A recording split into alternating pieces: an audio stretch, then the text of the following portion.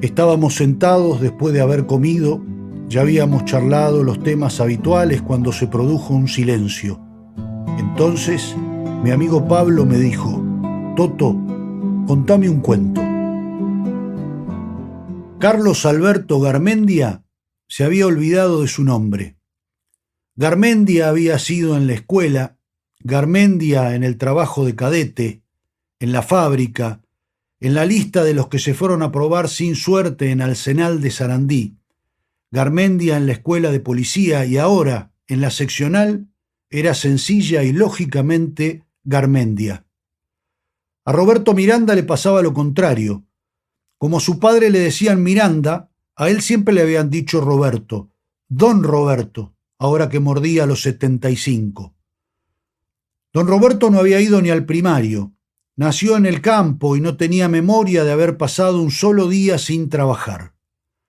Garmendia había crecido en la época de los militares, se había salvado de la conscripción por número bajo, y excepto por la espera de ese sorteo, el resto de su vida no tenía otra emoción. Tuvo una infancia que transcurrió en un barrio y que ya se desdibujaba en el tiempo, una familia que ajustada llegaba a fin de mes, y una adolescencia difícil que se manifestaba en el cambio sistemático de colegio en el secundario.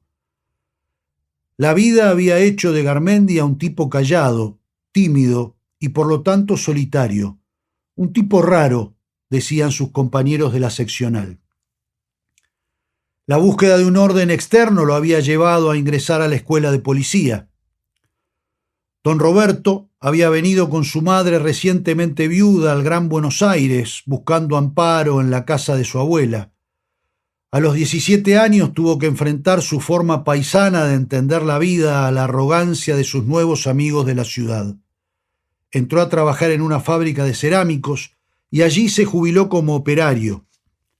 Cuando quisieron meterlo en la cuestión de los sindicatos se negó. «Déjenme vivir tranquilo», les dijo. Los dos tenían algunas cosas en común. Don Roberto siempre había sido tímido con las mujeres. Eso lo mantuvo soltero. Garmendia inventaba excusas cada vez que sus compañeros lo invitaban a salir, algún fin de semana. Le molestaba la forma en que se referían a las mujeres y los comentarios machistas de los lunes por la mañana.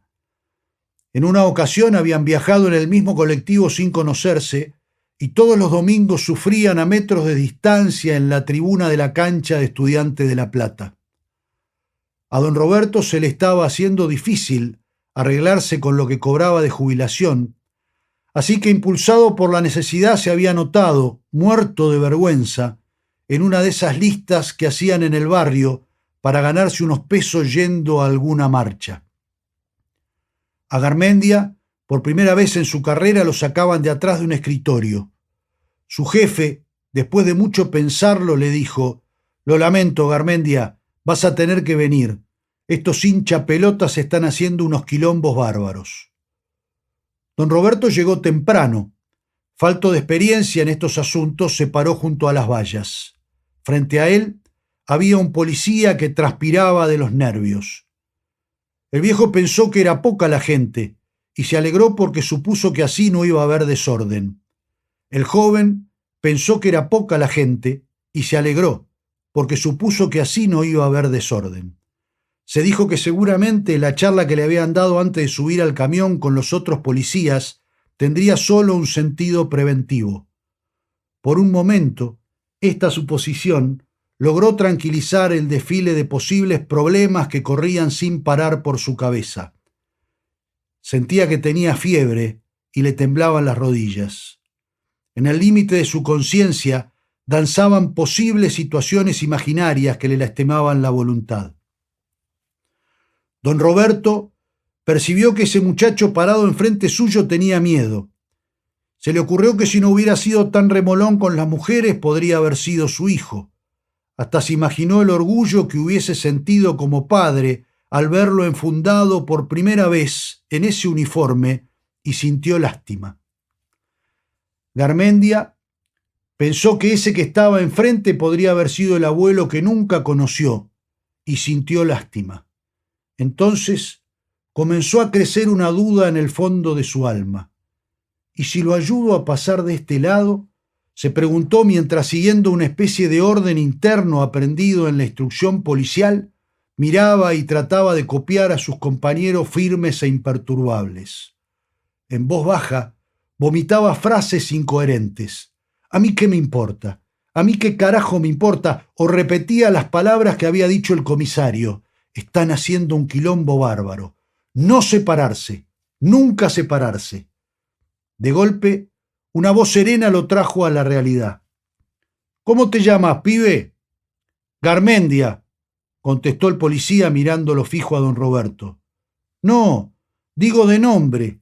¿Cómo te llamas?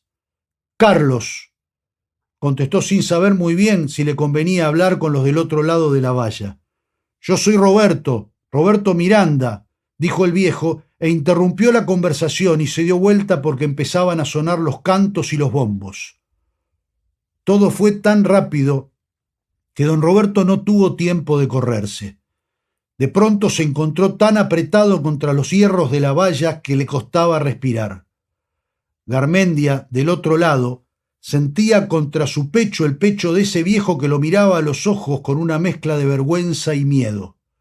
Entonces, todo comenzó. Gritos de un lado y órdenes del otro. Roberto hubiera querido sostener la barrera para no empujarlo a Carlos, y Carlos hubiera dado la vida por estar detrás de su escritorio, porque de pronto descubrió que sabía lo que iba a pasar. Desde un lado de las vallas empezaron a llover las piedras, los manotazos, las escupidas y los golpes con los palos de los carteles. Del otro lado de la valla, de pronto, una palabra comenzó a correr de boca en boca, y como si fuera un secreto que sólo algunos iniciados podían conocer, descendió siguiendo un orden jerárquico. Pareció como si el movimiento de un hilo mágico diera vida a la vez a todos los personajes de un teatro de títeres. Pareció como si hubiera comenzado de golpe una danza tribal, ensayada hasta el hartazgo miles de tardes en algún lugar oculto. Pareció como la entrada estrepitosa de los instrumentos de viento con toda su potencia en el momento exacto de la partitura sin que nadie desentone. Garmendia tuvo, mientras apretaba su bastón de policía, un extraño privilegio, el privilegio de poder elegir. Tenía la oportunidad de decidir si seguía su instinto de proteger a ese pobre viejo poniéndose de su lado o traicionar ese sentimiento de cercanía que comenzaba a nacer en su alma. De pronto él, Carlos Alberto Garmendia, por primera vez en su vida, sentía que podía elegir. Por primera vez en su vida, sentía la agradable sensación de saber lo que le gustaría hacer, de saber lo que realmente quería hacer, y esa sensación le crecía desde adentro y parecía que iba a explotarle en la cabeza.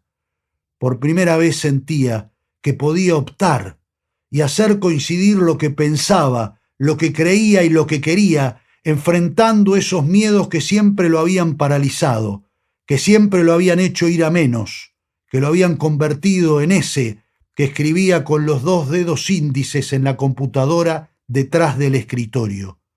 Por primera vez sentía la agradable sensación de poder lograr ser un hombre libre, llevando adelante el acto heroico de hacer lo que nacía de adentro suyo para ser realmente él. «Qué manera de pegar, Garmendia, ¿eh? Me hiciste perder la apuesta», le dijo uno de sus compañeros palmeándole el hombro mientras subían al camión que lo llevaba de regreso a la seccional. Y el oficial que venía sentado al lado suyo le preguntó: «¿Por qué lloraba, Garmendia?»